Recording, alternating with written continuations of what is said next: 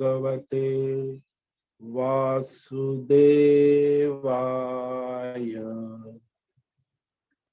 ओम नमो भगवते वासुदेवाय। ओम नमो भगवते वासुदेवाय। ओम नमो भगवते वासुदेवाय। ओम नमो भगवते वासुदेवाय। ओम नमो भगवते वासुदेवाय। ओम नमो भगवते वासुदेवाय। ओम नमो भगवते वासुदेवाय। ओम नमो भगवते वासुदेवाय। ओम नमो भगवते वासुदेवाय। ओम नमो भगवते वासुदेवाय। ओम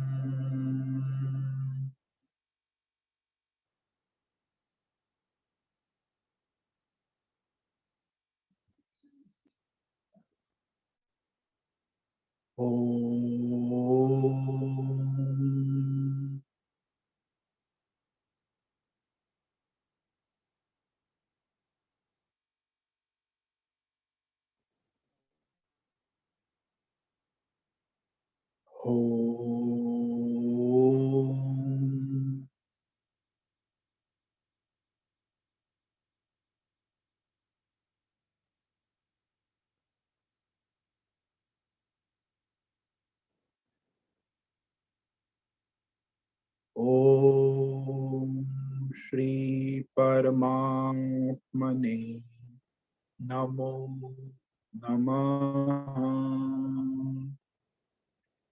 ओम गणपतये नमो नमः। ओम ऐं ह्रीं श्रीं सं सरस्वत्यै नमो नमः। ओम गुं गुरुभ्यो नमो नमः। ओम सहनाववतु सहनौ भुनक्तु सह वीर्यं करवावहै तेजस्विनावधीतमस्तु मा विद्विषावहै। ओम शांति शांति शांति। सदाशिवसमारंभां शंकराचार्यमध्यमाम् अस्मदाचार्यपर्यन्तां वन्दे गुरुपरम्परा। वन्दे गुरुपरम्परा। ओम पार्थाय प्रतिबोधितां भगवता नारायणेन स्वयं व्यासेन ग्रथितां पुराणमुनिना मध्ये महाभारतम् अद्वैतामृतवर्षिणीं भगवतीं अष्टादशाध्यायिनी अम्ब त्वामनुसन्दधामि भगवत् गीते भवद्वेषिणीम् गीते भवद्वेषिणीम्।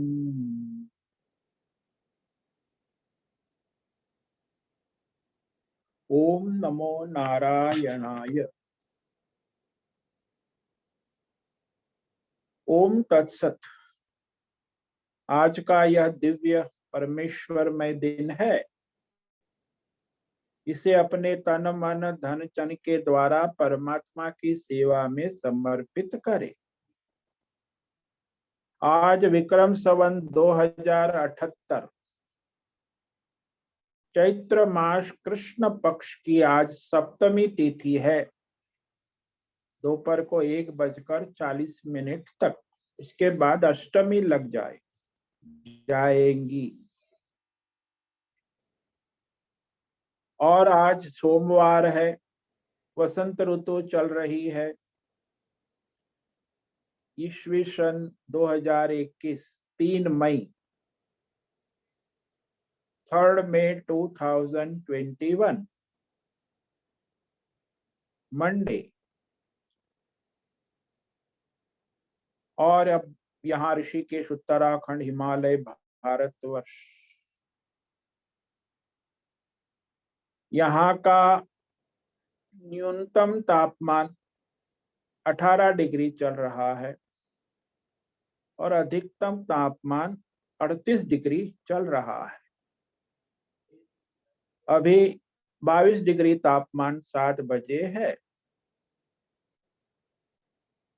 वायु की गति 8-9 किलोमीटर प्रति घंटा चल रही है। यहाँ ऋषिकेश से हम स्वामी उत्तमानंद सरस्वती, भगवद गीता के आचार्य शिष्य स्वामी चिन्मयानंद सरस्वती महाराज, कैवल्याद्वैत शंकराचार्य परंपरा से शिक्षित दीक्षित भारतीय वैदिक सनातन हिंदू धर्म परंपरा अनुसार संपूर्ण भगवद गीता ज्ञान यज्ञ ऑनलाइन जूम व्याख्यान माला के अंतर्गत भगवद गीता अध्याय 6 आत्म संयम योग ध्यान योग के श्लोक नंबर 21 से आगे व्याख्यान करेंगे। वर्ण शब्द वाक्य पंक्ति श्लोक प्रमाणता संगति संधि अन्वय शब्दार्थ वाक्यार्थ भावार्थ रहस्यार्थ समेत शांकर भाष्य परंपरा एवं अष्ट टीका टिप्पणी तत्वार्थ सहित केवल परमेश्वर के लिए संस्कृत एवं हिंदी में सरल व्यावहारिक पवित्र दिव्य सटीक गीता व्याख्यान करेंगे। आप सभी गीता ज्ञान योग के साधकों को ओम नमो नारायणाय। कृपया आप श्रद्धा पूर्वक सावधानी से एकाग्रता रखते हुए और अपनी सारी इंद्रिय प्राण मन बुद्धि चित्त अहंकार की चंचल वृत्ति और विक्षेप से रहित होकर एकाग्रता पूर्वक यह भगवत गीता श्रवण साधना करें। इसमें बीच में कुछ ना करें, अपने मन को इंद्रियों को काबू में रखे और बाद में इस मनन चिंतन अभ्यास बारंबार करें। यह भगवद गीता ज्ञान यज्ञ अपने वर्तमान जीवन में चरितार्थ करें। अपना स्वयं का और सबका परम कल्याण करे करे करे। ओम तत्सत। ओम नमो नारायणाय। ओम ओम ओम।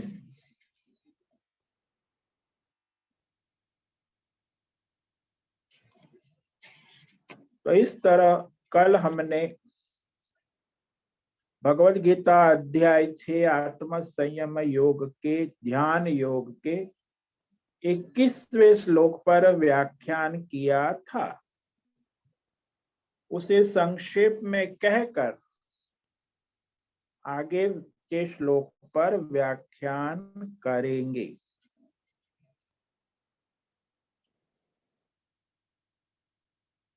यहाँ भगवान ध्यान योग की सिद्ध अवस्था के लक्षण कह रहे हैं। तो ध्यान योग की सिद्धि में प्राप्त कर चुके हैं तो उनकी कैसी स्थिति होती है, वो सिद्ध अवस्था का लक्षण यहाँ भगवान कह रहे हैं।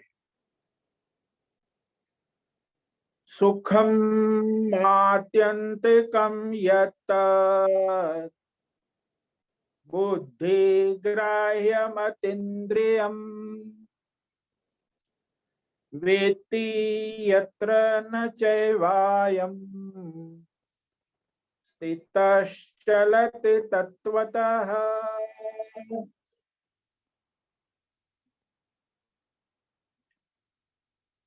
अतीन्द्रियम, आप भी अतीन्द्रिय सुख रोज प्राप्त करते हैं। जब सो जाते हैं सुषुप्त निद्रा में, तो फिर हॉस्पिटल में हो या घर में हो, लेकिन जब सो गया है तो अतीन्द्रिय सुख शांति को प्राप्त होते हैं। और यहाँ ध्यान योगी भी वह अतीन्द्रिय सुख का साक्षात अनुभव करते, क्योंकि जब सो जाने के बाद जो आपकी बुद्धि में पर्दा लग पड़ता है ना, तो बुद्धि जो है वह उसे ग्रहण नहीं करती, इसीलिए आपको उस सुख का सीधा डायरेक्ट एक्सपीरियंस नहीं होता है। लेकिन ध्यान योगी समाधि बुद्धि शुद्ध सात्विक सूक्ष्म भगवतमय हो गई है, इसलिए वह सीधा परमात्मा के उस सुख आनंद का अनुभव डायरेक्ट कर, यानी बुद्धि ग्राह्य का। कौन सी बुद्धि? तो भगवतमय बुद्धि है, जो सात्विक है, जो शुद्ध है, जो सूक्ष्म बुद्धि है, उसके द्वारा वह परमानंद ग्रहण करने योग्य है। इंद्रियों के द्वारा नहीं, मन के द्वारा नहीं, चित्त के द्वारा भी नहीं, अहंकार के द्वारा भी कोई उसे ग्रहण नहीं कर सकता। तो यहाँ ये शब्द है बुद्धि ग्राह्यम, और वैसी बुद्धि भगवत बुद्धि जिसकी हो चुकी है, उसके द्वारा ग्रहण करने योग्य वह जो है आत्यंतिकम सुखम। अत्यंतिकम कहा, अनंत अखंड, ऐसा आनंद, ऐसा सुख जिसको हम न छोड़ सके और जो हमको न छोड़ सके, जो नित्य निरंतर हमारे साथ है। हमें उस सुख को खरीदने के लिए बाजार में कहीं जाने की जरूरत या किसी व्यक्ति देश काल परिस्थिति को बदलने की भी जरूरत नहीं है। वो हमारे आत्मा का ही आनंद है।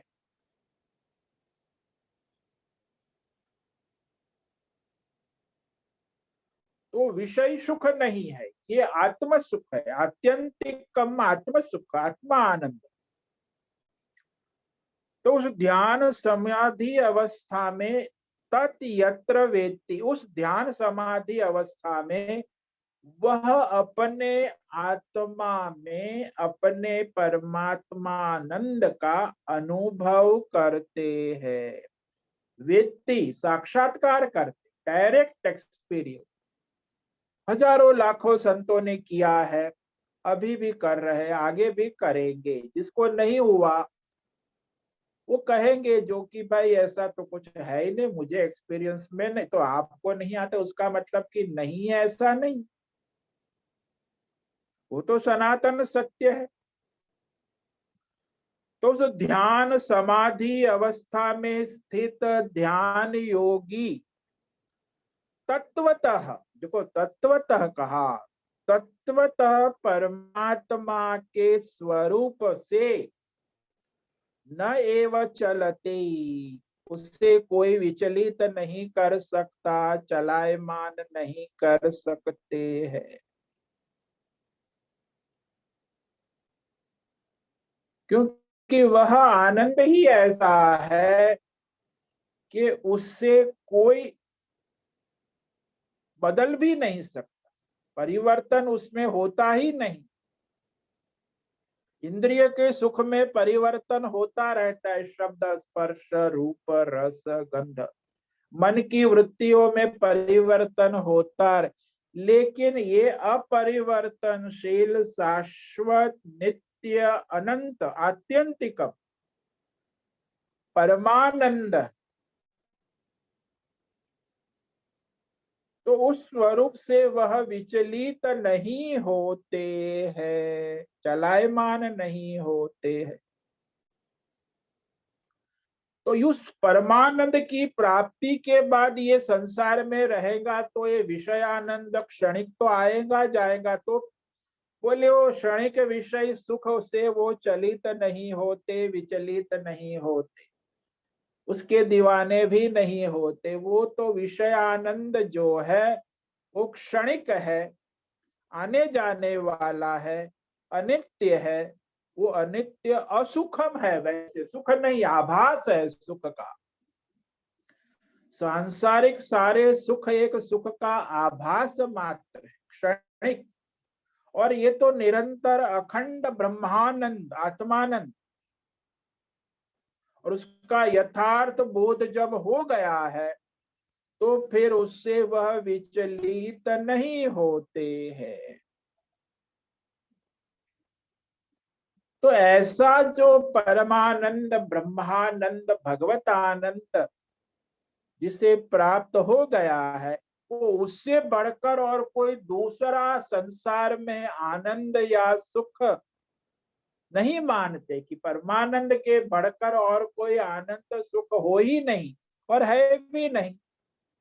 इंद्र का आनंद भी उतना नहीं है, ब्रह्मानंद के बराबर कोई आनंद है ही नहीं। संसार में भी आनंद मीमांसा में बहुत सारे आनंद सुख कहा है, जैसे राजा होता है, युवा होता है, धर्मात्मा होता है, बढ़िया रानी राजकुमार राजकुमारी हो, तो राजा को भी सांसारिक सुख मिलता है, लेकिन वो क्षणिक।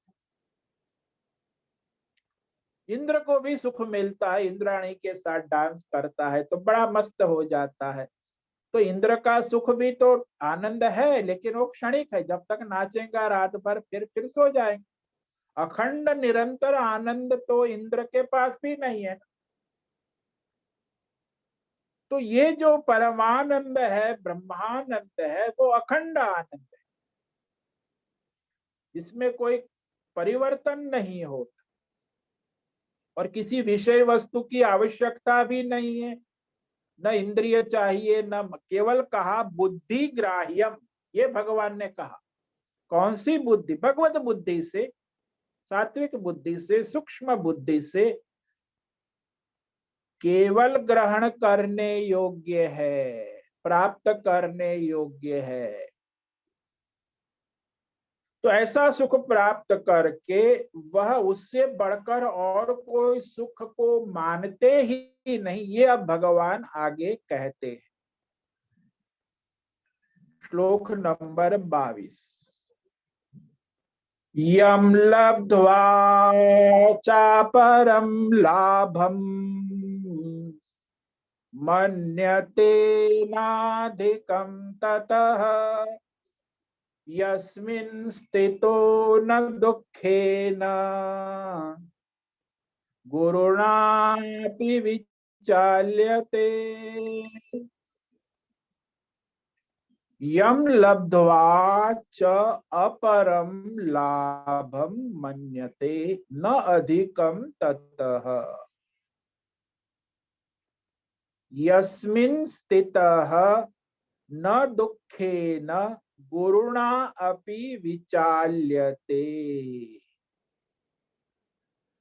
अब उस परमानंद की प्राप्ति के बाद कहते हैं कि उस परमानंद लाभ, यम लाभम लब्ध्वा, उस परमानंद का लाभ, ब्रह्मानंद का लाभ प्राप्त होकर के लब्ध्वा ततः अधिकम अपरम न मन्यते, उस ब्रह्मानंद परमानंद से अधिक दूसरा कोई भी सुख आनंद लाभ न मन्यते, नहीं मानते, नहीं जानते, नहीं समझते। इससे बढ़कर किसी को और समझ मानते भी नहीं, जानते भी नहीं, समझते भी कि ऐसा परमानंद परम सुख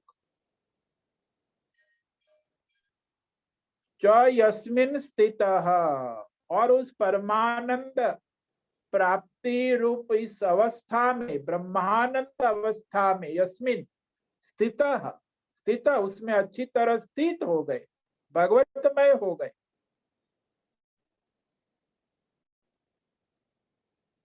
तो उस योगी बड़े भारी दुख से भी विचलित नहीं होते हैं।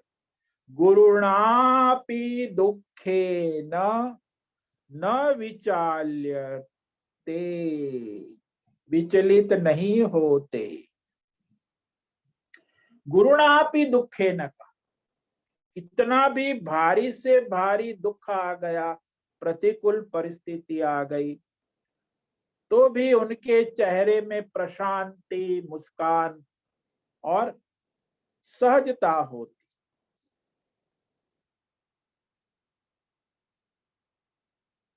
उस दुख से वो विचलित नहीं होते। सांसारिक तो भाई शारीरिक दुख कष्ट होता है, संसार में देखा गया है। शरीर का छेदन होता है, शरीर को जलाया जाता है, शरीर को फांसी पर चढ़ाया जाता। हमारे कितने योगी गीता पढ़ने वाले जो थे, स्वातंत्र सेनानी, वो गीता का पाठ करते हुए हंसते हंसते फांसी पर चढ़ गए। वो बड़े फांसी, उनको भी आश्चर्य हो रहा है कि ये तो हंसते हैं, प्रसन्न है, प्रशांत है, कोई विचलित नहीं है, फांसी पे चढ़ गए हंसते हुए, क्योंकि वह गीता ज्ञान के योगी बड़े भारी कष्ट और दुख से भी विचलित नहीं होते।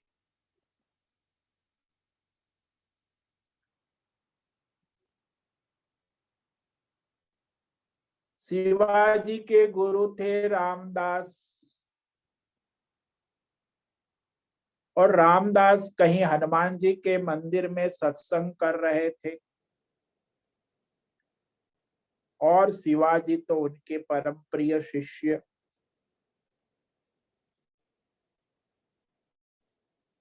अब उनको समाचार आया, मैसेज आया, चिट्ठी दी कि शिवाजी का देहांत हो गया है। अब सत्संग में मैसेज आया तो उन्होंने सत्संग छोड़ा नहीं, भगवान का कीर्तन, श्री राम जय जय राम, हनुमान कथा करते रहे। कथा समाप्त होने के बाद उन्होंने कहा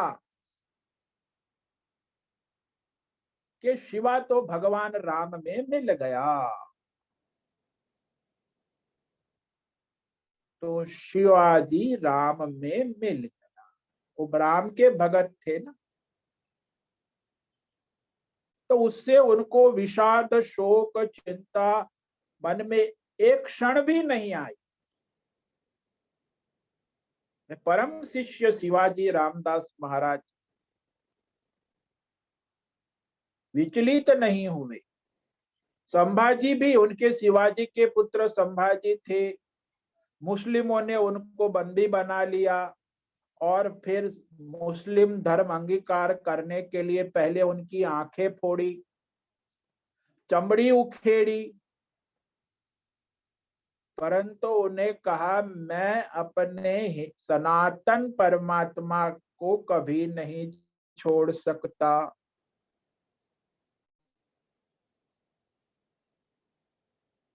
तो वह वैदिक सनातन धर्म में ऐसी उनकी निष्ठा थी कि उनके प्राण चले गए, लेकिन उन्होंने मुस्लिम धर्म को अंगीकार नहीं किया। तो ऐसे जो भगवतमय या तो फिर निष्ठ है, सनातन धर्म में निष्ठा रखने वाले, विधर्मियों ने कितने आक्रमण किए, हमारे कितने संत, कितने राजा, कितने लोगों की ने आहुति, करोड़ों लोगों ने, हजारों वर्ष से ये लोग आक्रमण कर, हमने किसी पर आक्रमण नहीं किया है। ये असुर राक्षस तो उनका स्वभाव ही है कि बस दूसरों को लूटो मार, अभी भी ये लुटेरे लूट रहे हैं हमारे देश को, हमारी संस्कृति को, उनका स्वभाव ही है लूटना। लेकिन फिर भी उससे विचलित नहीं होते हैं। यस्मिन् स्थित गुरुणापि दुखेन न, कितना भी बड़ा भारी से भारी दुख, कष्ट, समस्या, परेशानी आने पर भी वो विचलित नहीं, उसका सामना करते हर्ष से, उत्साह से, शांति से, विचलित नहीं हो।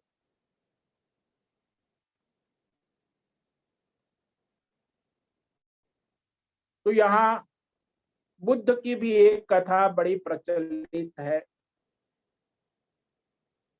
बुद्ध एक बार अपने विहार में बैठे थे, तो वहां एक माता अपने 3 साल के पुत्र को, उसके प्राण चले गए, दौड़ती हुई लेती आ गई कि अरे आप तो बड़े सिद्ध बुद्ध बुद्ध महात्मा है, मेरे इस बेटे के प्राण संचारित कर दे। गौतम बुद्ध ने कहा कि देखो माता, इसके प्राण हम संचरित कर देंगे, एक मुट्ठी धान इस गांव से, ऐसे घर से ले आओ कि जहां किसी की भी मृत्यु ना हुई हो। वो तो दौड़ी गांव में गई, घर घर पहुंचने, अपने मृत बच्चा 3 साल का गोद में उठाकर, दीवानी पागल माँ होती है तो पागल दीवानी तो हो ही जाती, अपनी संतान की मृत्यु, घर घर घर जाके आखिर में आई और बुद्ध के चरणों में अपने संतान को रख दिया और कहा कहीं भी मुझे एक मुट्ठी धान नहीं मिला। तो बुद्ध ने कहा मैं कैसे इसे जीवित करूं, तो एक मुट्ठी धान ले आती तो उसे पका के इसको खिला के मैं अभी जीवित कर देता। तो अब इसकी अंत्येष्टि क्रिया करनी होगी। जातस्य ही ध्रुव मृत्यु ध्रुवम जन्म मृतस्य च तस्माद अपरिहार्यर्थे नैवम सोचित। गीता ने सनातन नियम बताए। वो ज्ञान है ना, गीता ज्ञान जिसके पास, उसे पता है कि ये सनातन अटल नियम है, लेकिन वो मोहवश, अज्ञानवश, राग आसक्ति के कारण मनुष्य की बुद्धि जड़ हो जाती है, तो उसमें ज्ञान प्रकाशित नहीं रहता होते हुए। परसों एक माता जी का, उनके पति का देहांत हो गया, तो मैंने आश्वासन दिया और फिर यही कहा जातस्य ही ध्रुव मृत्यु। अरे स्वामी जी, ये सब सुनने में तो अच्छा लगता है, लेकिन मेरा पति 55 साल में उसके साथ रही, मेरे अंदर विषाद शोक है, तो वो शोक नहीं जा रहा, क्योंकि आसक्ति है ना पति में, 55 साल रहे अपने, तो श्लोक उसके जीवन में उतरा नहीं है ना, वो शोक करती है तो करेगी। तो उसका अज्ञान है, अविवेक है। जिसको ज्ञान हो गया वो तो तुरंत पकड़ लेगा एक क्षण में। जैसे रामदास को पता चला कि शिवाजी का देहांत, तो उन्हें एक क्षण में कोई विषाद, कोई शोक नहीं हुआ।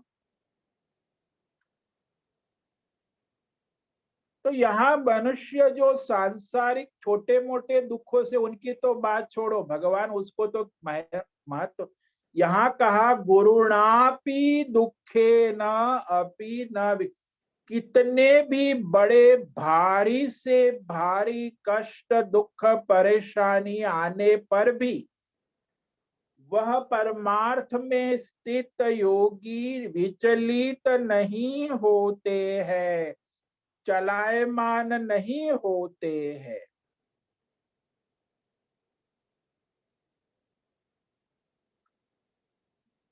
ये बात यहां स्पष्ट भगवान ने कही। तो वो पिछले श्लोक में कहा, उसी अनुसंधान में इसमें भी भगवान करे कि उस परमात्मा लाभ को प्राप्त करके, परमानंद, परम सुख, परम ज्ञान को प्राप्त करके बड़ा किसी दूसरे लाभ को नहीं मानते कि इससे बढ़कर और क्या लाभ है जगत। और उस परमानंद परमात्म ज्ञान में स्थित हुआ वह योगी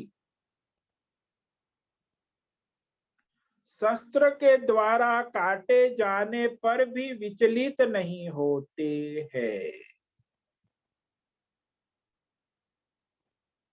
संसार में देखा गया है, जो सामान्य लोग होते हैं वो अपने दुख से बड़े विचलित विक्षिप्त हो जाते। जो साधक होता है वो कुछ संभल जाता है, लेकिन जो ज्ञानी सिद्ध है उसे कोई दुख विचलित या विक्षिप्त नहीं कर सकते। साधक थोड़ी देर विचलित हो जाता है, फिर वापस संभल जाता है, उसके पास थोड़ा सत्संग है, विवेक है, अपनी बुद्धि को समझा ले। लेकिन जो अज्ञानी है, संसारी है, वो तो विचलित ही हो जाते। आजकल जो ये कोविड कोविड कोविड, अरे ये मर गया, वो मर गया। अब आपके घर में भी कई रिश्तेदारों के फोन आते होंगे कि ये कोविड में गया। हमारे पास भी रोज एक दो फोन आते हैं कि इनका कोविड में, कल भी कोई कोविड में गया। तो ये तो चलता रहेगा। अब वो संसार में जन्म मरण का चक्र तो अनादि, कोई निमित्त बनता है। कोरोना निमित्त बनेगा, किसी का हार्ट अटैक हो गया, क्या हो गया, एक्सीडेंट हो गया।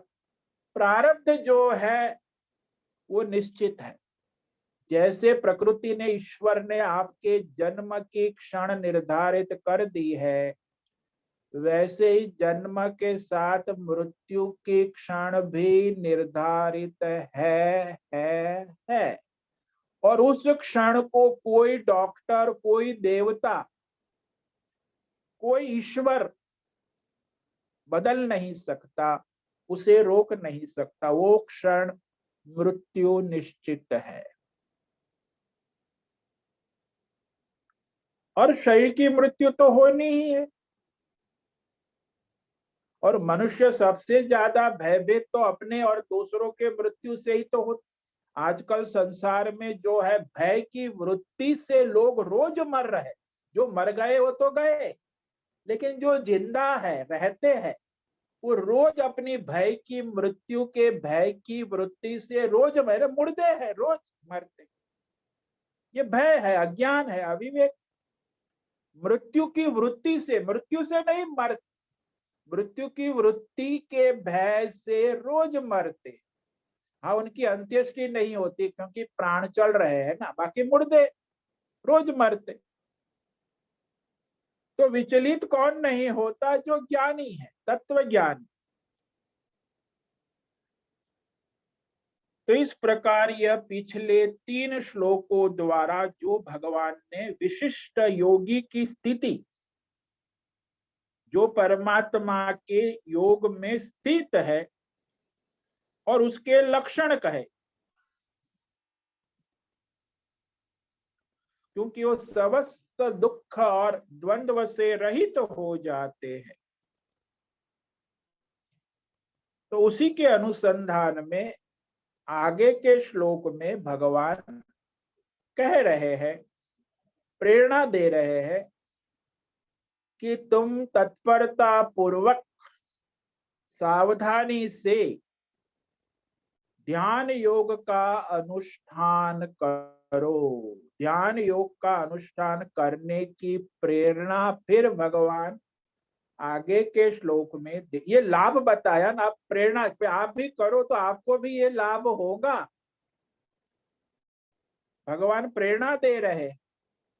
कि आप तत्परता पूर्वक इस ध्यान योग का अनुष्ठान करने में लग जाओ। सुबह उठ जाओ 4 बजे, 3 बजे। हम तो 3 बजे उठ के ध्यान में बैठ। आप भी आलस छोड़ो, अपना समय बनाओ, साधना करो तत्परता पूर्वक। तो ये अब भगवान आगे के श्लोक में कहते हैं। तो इसको आज पढ़ेंगे, लेकिन इस पर व्याख्यान कल करेंगे। तम विद्या दुख संयोग वियोगम योग संगनितम स निश्चयेन योक्तव्यो योगो निर्विण्ण चेतसा। तम विद्या दुख संयोग वियोगम योग संगनितम स निश्चयेन योक्तव्यो योगो अनिर्विण्ण चेतसा। ये ध्यान योग साधना की प्रेरणा दे रहे भगवान के संसार के समस्त दुख संयोग वियोग योग यानी परमात्मा लाभ, दुख रूपी अनित्य संसार के संयोग से रहित जिसका नाम आत्मयोग है, तम विद्या उस आत्मयोग को जाने समझे, विद्या अध्ययन करे, उस पर विचार करे, विद्या समझे पढ़े, और उस आत्मयोग को जानकर वह आत्मयोग अनिर्विण्ण चेतसा बहुत ही धैर्य पूर्वक, उत्साह से, विवेक बुद्धि से, निश्चय पूर्वक योक्तव्य अनुष्ठान करे। ध्यान योग का निश्चय पूर्वक, दृढ़ निश्चय, धैर्य पूर्वक, उत्साह पूर्वक योक्तव्य साधना करे, अनुष्ठान करे। तो ये प्रेरणा दे रहे, इस पर हम कल व्याख्यान करेंगे। तो आज जिस श्लोक पर भगवान ने कहा कि उस परमात्मा लाभ, परम आनंद, ध्यान योग की सिद्ध अवस्था में वह भारी से भारी दुखों से भी विचलित नहीं होते हैं। यम लब्ध्वा चापरम लाभम मन्यते नाधिकं ततः यस्मिन् स्थितो न दुःखेन गुरुणापि विचाल्यते।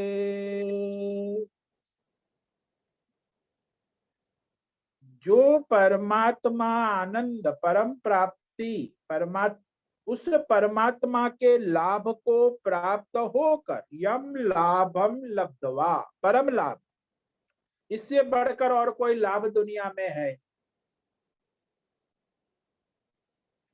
आध्यात्मिक लाभ, भौतिक लाभ, दैवी लाभ, वो भी परिवर्तनशील है, क्षण भंगुर है। परमार्थ लाभ से बढ़कर, तत अधिक अपरम, उससे बढ़कर और कोई लाभ है ही नहीं, न मन्यते।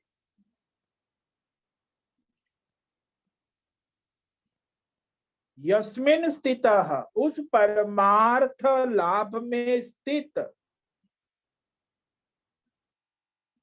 योगी गुरुणापि दुःखेन न विचाल्यते। कितने भी भारी में भारी दुख, यहां तक कि प्रलय हो जाए तो भी उससे विचलित नहीं होते हैं, न विचाल्यते। तो यहाँ संसार में मनुष्य जो है छोटी छोटी परेशानियों से विचलित हो जाता। अब यहाँ तो भगवान ने गुरुणा शब्द इसीलिए कहा कि बड़े भारी से भारी, और वह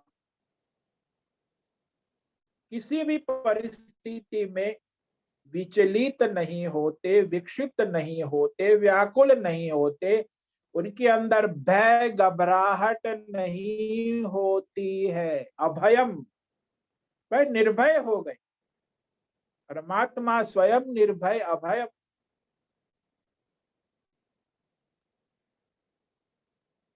तो इस प्रकार यह भगवान ने कहा। आगे का श्लोक, उस पर कल व्याख्यान करेंगे। ओम नमो नारायणाय। ओम नमो नारायणाय। ओम नमो नारायणाय। ओम नमो नारायणाय। ओम नमो नारायणाय। असतो मा सद्गमय, तमसो मा ज्योतिर्गमय, मृत्योर्मा अमृतंगमय। ओम पूर्णमद पूर्णमिदं पूर्णात् पूर्णमुदच्यते पूर्णस्य पूर्णमादाय पूर्णमेवावशिष्यते। ओम शांति शांति शांति। ओम गुरुभ्यो नमो नमः। ओम तत्सत। ब्रह्मार्पणमस्तु। ओम ओम ओम।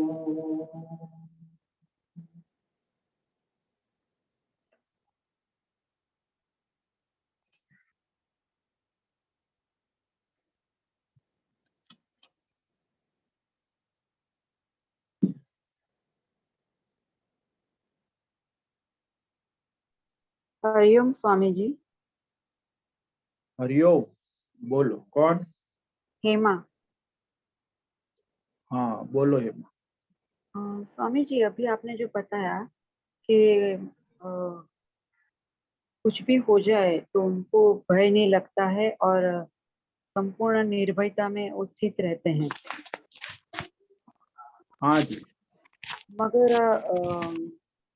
हम लोग अभी ऐसे धीरे धीरे ये सुनने के बाद हमारे अंदर भी ऐसा ही धीरे धीरे भाव स्थित होता है, तो ऐसा लगता है कि सब लोग ये बोलते हैं कि ये जड़त्व उसमें आ गया, उसको दया करुणा उसमें नहीं है, इसीलिए ऐसा लग रहा है। तो वो क्या सही है? अभी आप सब लोग कहेंगे तो मूर्ख लोग के बात सुनोगी? मूर्ख लोग जो डेमोक्रेटिक गधे मूर्ख, तो वो लोग कहेंगे तो वो कहेंगे, कुछ भी कहेगा। हमें तो शास्त्र प्रमाण है, आचार्य परंपरा प्रमाण है, भगवान कहते हैं। ये समाज वाले कहेंगे तो आप समाज को प्रमाण मानती हो? मूर्ख लोग है सारे। ये नेता है, ये सब उद्योगपति है, सब लुटेरे हैं। और ये समाज में आपके आसपास जो है मूर्खों का मेला लगा हुआ है। और इन मूर्खों की बातों को हम सुनेंगे और हम जड़ है ये। अरे मूर्खों कोई प्रमाण है ही नहीं, वो बकवास करते हैं। आप शास्त्र को प्रमाण मानो, आचार्य परंपरा है, भगवान ने क्या कहा उस अनुसार अपने को प्रमाणित करो ना। ये मूर्ख लोग क्या प्रमाण होते हैं क्या? ये नेता बकवास कर रहे हैं, मैं देखता हूँ कितने बकवास का है। कोरोना काल है, बोलो लोगों को आश्वासन दो, आप नेता हो, उनके भय से उन्हें मुक्त करो, सहानुभूति। और सब चोर उद्योगपति भी अपना धंधा वैक्सीन बेच रहे, करोड़पति वो भी चोर है। कोई धर्मात्मा कहाँ है? और इन लोगों की बात हम सुनेंगे? अरे भगवान की बात सुनो, संतों की वाणी सुनो, उसके अनुसार उसे प्रमाण मानो ना। जड़ कहेंगे ये, अरे उन लोग कहे कुछ भी कहे, सारी दुनिया हमें मूर्ख कहे तो मैं क्या मूर्ख अपने को मूर्ख को स्वीकार कर लूंगा? अरे मैं शास्त्र को भगवान को प्रमाण मानता हूँ। शास्त्र परंपरा धर्म भगवान की वाणी को मैं प्रमाण, ये मूर्खों की वाणी को प्रमाणित मैं नहीं मानता। ये समाज कहो, राष्ट्र कहो, ये नेता कहो, ये आज विश्व के सारे बड़े बड़े जो भी प्रेसिडेंट है, राष्ट्रपति है, मूर्ख है। इनकी बातों में हमें क्या लेना देना है? ये तो चोर है, असुर है, राक्षस है। बड़े बड़े जिसको हम कहते हैं समाज में, इनके भ्रम में मत आओ। ये मीडिया वाले, ये गवर्नमेंट ऑफ इंडिया और ये और रोज चलता रहता है बकवास टीवी पर, ऑनलाइन मीडिया। अरे उसको आप क्यों महत्व देते हो? रास्ते पे आप जाते हो, कुत्ते भौंकते हैं तो आप उसको महत्व दो, कुत्ता भौंक रहा है, अरे वो भौंक रहे, उसकी मंडली है, कुत्ते की मंडली भौंकती रहती है। आप अपना विवेक करो। भगवान ने आपको बुद्धि दी है, ज्ञान दिया है, भगवान ने आपको विवेक करने की शक्ति दी है। आप अपने स्वयं की बुद्धि को और शास्त्र को प्रमाण मानो। दूसरों की, मूर्खों की बुद्धि से हमें क्या लेना देना? मूर्ख लोग तो बहुत बकवास करते रहते, जड़ है। तो ये संसार प्रमाण नहीं है, संसार के कोई व्यक्ति प्रमाण नहीं है, संसार का कोई राजा प्रमाण नहीं है, कोई बड़ा आदमी जिसको आप मानते हो कोई प्रमाण नहीं। प्रमाण है शास्त्र, आचार्य, संत और भगवान की वाणी। उस अनुसार अपना निर्णय करो, अपना साधन करो। कोई वंदो, कोई निंदो, कोई कैसे कहो रे, कोई वंदन करेगा, कोई निंदा करेगा, कोई प्रशंसा करेगा, वो तो अपनी अपनी बुद्धि के अनुसार वो जड़ लोग, मूर्ख लोग कहेंगे। उनको क्या है, वो तो बकवास करते ही रहेंगे। ऑनलाइन का जमाना है आजकल, तो बहुत बकवास ऑनलाइन, व्हाट्सएप, फेसबुक चलता रहता है।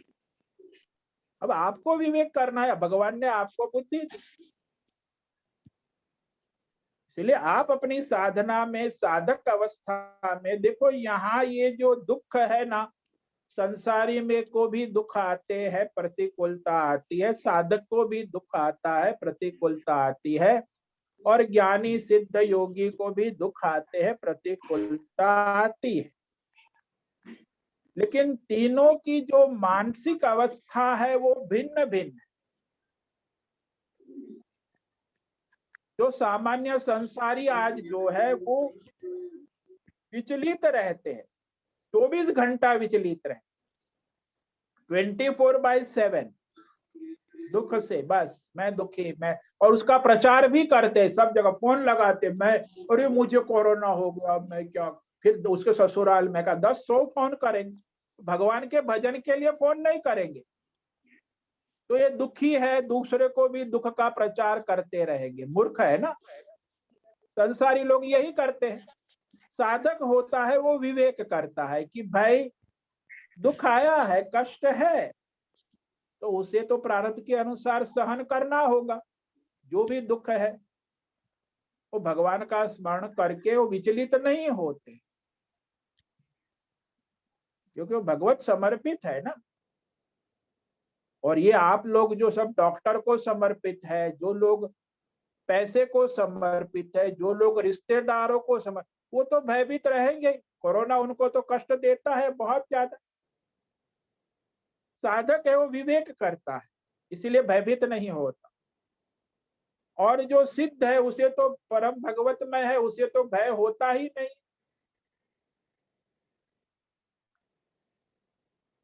तो लोग क्या कहेंगे ये साधक के लिए प्रमाण नहीं है। आपको अपनी बुद्धि से विवेक करना होगा। शास्त्र प्रमाण है, आचार्य प्रमाण है, संत प्रमाण है, धर्म प्रमाण है, भगवान की वाणी प्रमाण है। उस प्रमाण से अपने को देखो। दूसरों को, संसारी लोग, मूर्ख लोग को प्रमाण क्या, उनको प्रमाणित करने से क्या मतलब? कोई मतलब नहीं। तो आप अपनी योग्यता के अनुसार अपनी साधना करो। आप साधक है तो फिर योगी बनो, ध्यान योगी बनो, ज्ञानी बनो, आगे बढ़ो अपनी साधना में। समझ में आया? हाँ स्वामी जी, धन्यवाद। हाँ।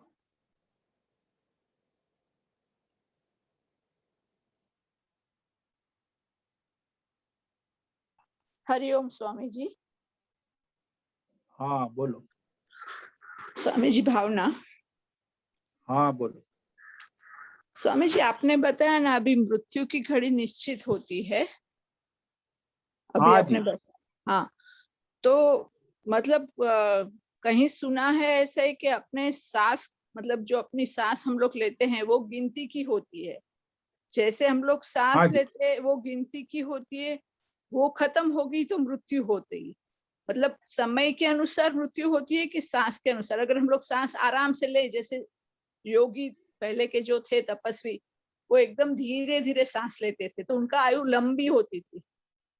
और अभी जो है सबकी सांस, मतलब टेंशन है, ये है, तो फटाफट सांस लेके सांस खत्म हो जाती है, जल्दी मृत्यु हो जाती है। तो सांस के मतलब हम लोग जो लेते हैं उसके अनुसंधान में मृत्यु होती है कि वो समय के अनुसंधान में मृत्यु होती है, कि अपने इतना साल खाली जीना है तभी मृत्यु होती है? वो क्या होता है डिफरेंस? अरे भाई, सांस से कोई मतलब नहीं है, समय से भी कोई मतलब नहीं है। जब उसका प्रारब्ध शरीर, जन्म आपका कैसे हुआ आपने निर्धारित किया। जिस क्षण आपका अपनी माँ के गर्भ से जन्म हुआ, आजकल सीजेरियन भी जन्म तो होगा ही। वो सीजेरियन है, वो पागलपन है।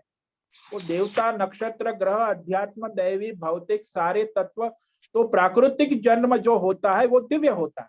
ये सीजेरियन वाला राक्षसी आसुरी जन्म होता है। तो लोग समझते नहीं है ना, वो उनकी अपनी आरामदेह करने चले जाते। अब न काल की महिमा है, न किसी की है, न प्राण की श्वास की है। आपके कर्म प्रारब्ध के अनुसार प्रकृति ईश्वर ने आपका जन्म निर्धारित किया। वो माता पिता परिवार गांव देश काल विषय वस्तु व्यक्ति अवस्था बुद्धि तन मन धन इंद्रिय, सारा पैकेज है जन्म के साथ। और मृत्यु के समय भी जब आपके कर्म का क्षय होगा, प्रारब्ध का क्षय होगा, वर्तमान शरीर के प्रारब्ध का क्षय होगा, उस क्षण वह प्रकृति ईश्वर आपके शरीर से प्राण को ले लेंगे, वो अपने दूसरे शरीर के लिए ले जाए। वहां न कोई काल है, न कोई व्यवस्था है, न आपके कोई डॉक्टर है। ये सब ढोंग पाखंड मात्र है। ऐसे में ठीक हो गए, इसने ये दवा ली तो ठीक हो गया। अरे भाई, उसका प्रारब्ध है, तब तक वो दवाई बवाई सब काम करती है। जिस क्षण प्रारब्ध उसका समाप्त हो गया, उस क्षण उसे कोई देवता या इवन ब्रह्मा विष्णु महेश भी नहीं बचा सकते, क्योंकि उसके शरीर का कार्य पूरा हो गया। कभी भी होता है, युवा अवस्था में, बचपन में भी, जवानी में भी, किसी की क्षण जो है कभी भी आ सकती है। मृत्यु की क्षण प्रारब्ध वर्तमान शरीर का, हार्ट अटैक हो जाता है। अभी वो चाय पी रहा है, हार्ट अटैक हो गया। अब वो हम क्या कह सकते? कर्म का क्षय हो गया, उसका प्रारब्ध वर्तमान शरीर का समाप्त। तो वर्तमान शरीर का जन्म का प्रारब्ध और वर्तमान शरीर का मृत्यु का प्रारब्ध, वो क्षण ईश्वर और प्रकृति ने निर्धारित की है। कोई मनुष्य या कोई गवर्नमेंट ऑफ इंडिया या कोई देवी देवता या कोई काल या वो कोई निर्धारित नहीं करता।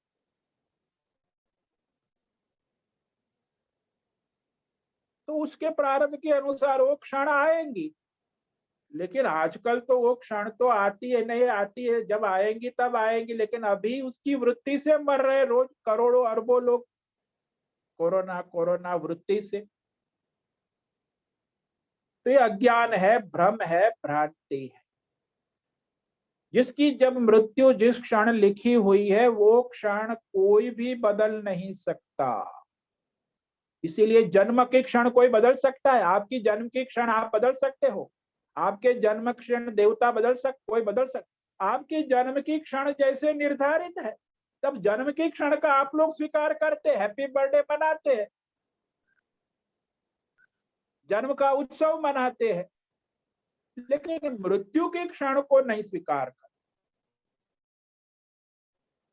जब जन्म क्षण निर्धारित है इस शरीर की जन्म क्षण, तो शरीर की मृत्यु क्षण भी निर्धारित ही है।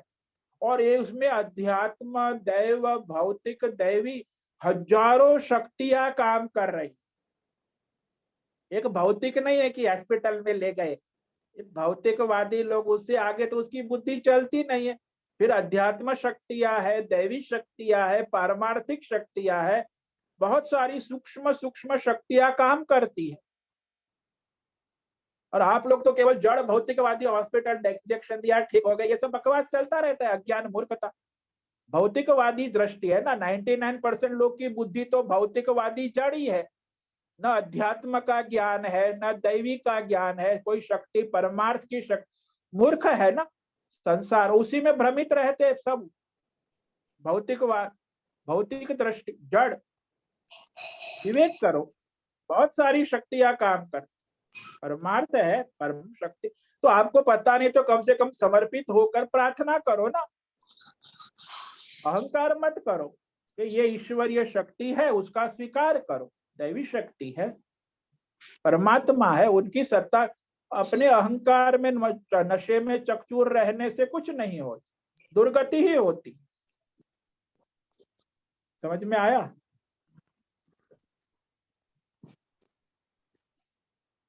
हाँ स्वामी जी, समझ में आया, धन्यवाद। ठीक है, समय पूरा हो रहा है। सब गीता ज्ञान साधकों को ओम नमो नारायणाय, ओम नमो नारायण। सबको ओम नमो नारायणाय। ओम नमो नारायणाय।